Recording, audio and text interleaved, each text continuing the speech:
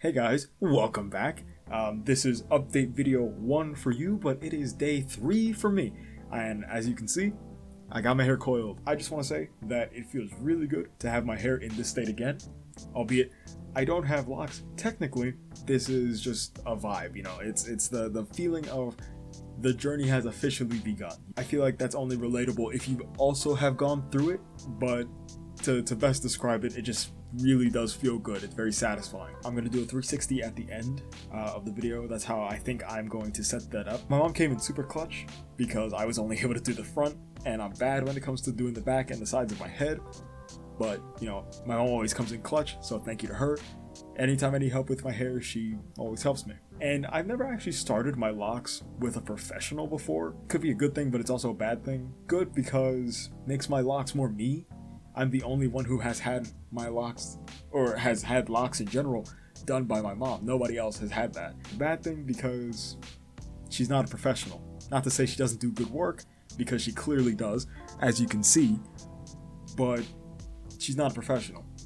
So they're not perfect, but they don't have to be perfect. And I feel like that's an issue that a lot of people deal with, where sometimes things don't have to be perfect. I mean, the last video I talked about how I wanted anywhere from 100 to 200 locks, preferably on the higher side of that spectrum, you know, closer to 200, because I just wanted a lot of locks, at least to start out with. And my original set had 106 to start, and I went down to 70 with combining locks. I have 102 total locks right now, but I have more hair on my head. Something went wrong, or did it? Now, I want future me to put in like the Vsauce music where he starts the video and it's just like the doo, like that. You know the music. I got you, fam, right here. Look at this.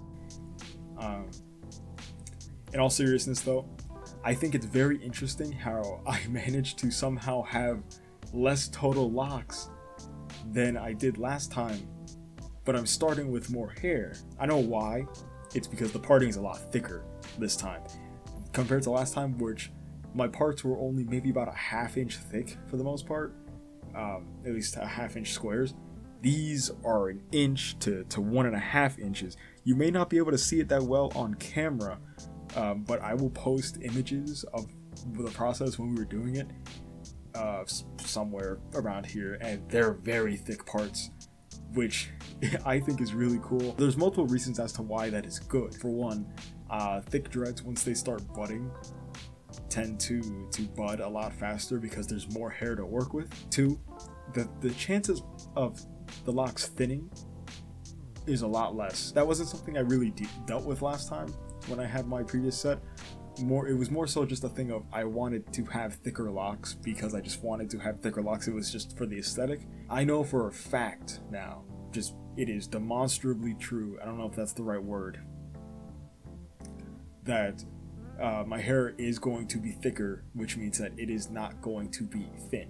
That is just it is one or the other kind of thing.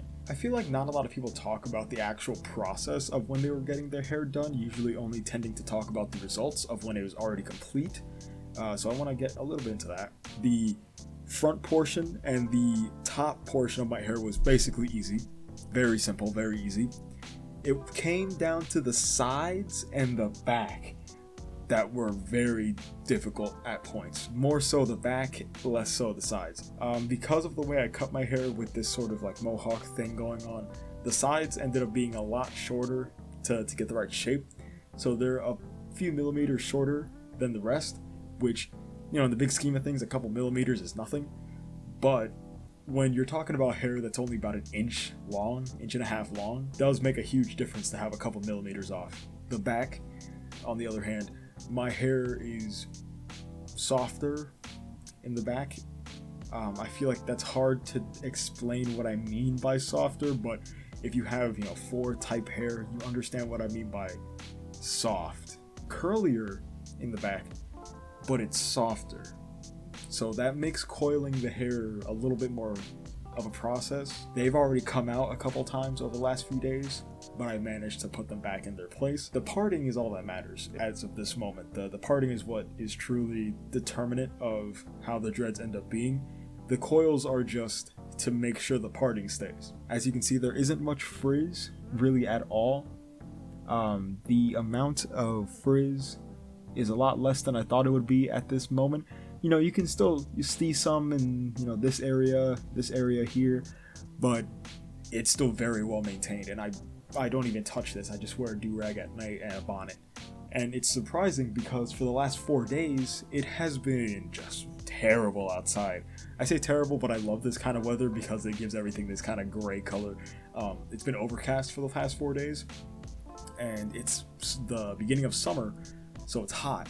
Or it's warm outside. It's like 60 something degrees Fahrenheit. I don't know off the top of my head what that converts to in Celsius, but you can do the conversion if you need to. But it's around 65 degrees Fahrenheit right now, and it's overcast, so it's very humid outside, which is perfect weather for frizziness. So being outside, I didn't get really much frizz as compared to as if it was normal weather outside. I feel like that's in part because of the fact that I kept my hair in my do-rag for a majority of the time that I was outside. There were times that I took off the do-rag to, you know, when I went to the gym, when I was running to the gym, when I ran back from the gym. I'll talk about that more in the future if you guys want me to talk about, you know, what it's like to have locks and work out and have to maintain certain you know, just maintain your locks through certain activities. I'll talk about that in a future video if you guys want. In terms of products, we use, you know, a normal rat tail comb, not like one of those metal ones, but it was just like a plastic one, entirely plastic.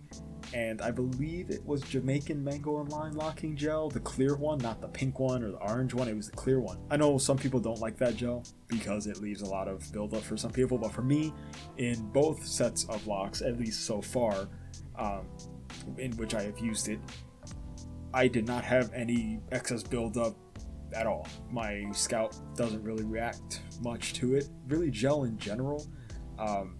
My hair is very good when it comes to product, but I believe that is more so because I tend to keep my hair very clean. I tend to really get in there when I go for a shampoo. Even when my hair was loose, it was basically, I didn't have any buildup, I didn't have anything on my scalp, I didn't have dandruff really. Ironically, when my hair was shorter, I had more dandruff than when my hair was longer. So go figure. Less hair means less oil in general. Moisture retention was a lot less, which caused the scalp to be dry when my hair was shorter, which caused more dandruff to form and flakiness. I eventually want to just go do oil and water retwist down the line, but that won't probably happen until maybe 6 months to a year, because that's just the healthier option in my opinion. Gel isn't very good long term. Even if my hair doesn't really get any buildup from it, I still don't want to rely on gel. I want to eventually just use oil and water, again, as that's the more natural, the healthier option. Before I end off the video, I'm going to do a quick 360, and like I said, I'm going to have a couple pictures throughout the video with just showing the process of how my hair was done. And yeah, I'll be right back.